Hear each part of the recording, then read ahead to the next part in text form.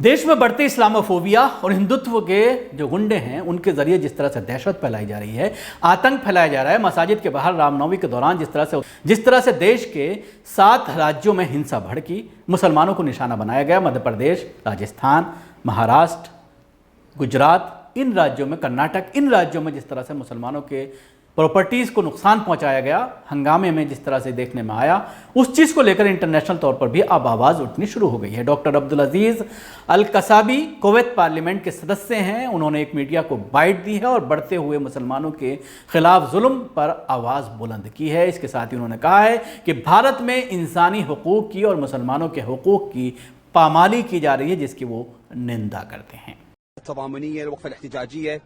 وقفة مستحقة مع إخواننا وأخواتنا المسلمين والمسلمات في جمهورية الهند، ويعانون حقيقة من اضطهاد ومن سلب لأبسط حقوقهم الإنسانية قبل أن تكون حقوقهم الدستورية والقانونية.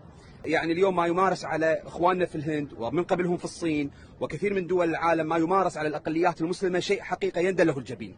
ومن واجبنا كمسلمين اليوم، هذا حق المسلم على المسلم، حق المسلم على المسلم أن لا يسلمه ولا يظلم। लेकिन सवाल ये खड़ा होता है कि ये कोई पहला मामला नहीं है। इस तरह से अक्सर बयानात आ जाते हैं और कुवैती पार्लियामेंट के जरिए अभी पिछले दिनों में भी इस तरह की सामने आई थी बात कि कुवैत पार्लियामेंट में इस पूरे मामले पर बहस की बात कही जा रही है, जिस तरह से भारत में इस्लामोफोबिया बढ़ रहा है। इसके अलावा और कई कंट्रीज़ की बाइट, कई कंट्रीज़ के मामले, मलेशिया के सामने आया, यूएनओ का मामला सामने आया।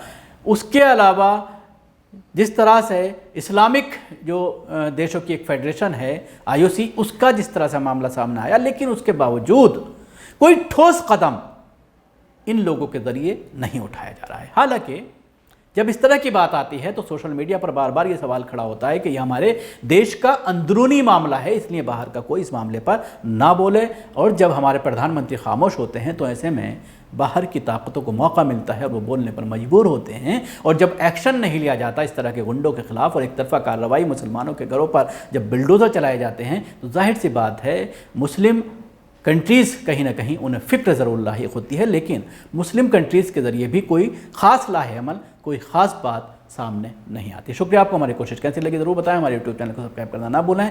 इसके साथ ही बेल आइकन जरूर दबाएं। अगर आप ये वीडियो फेसबुक पर देख रहे हैं तो पेज को लाइक करें, उसके साथ ही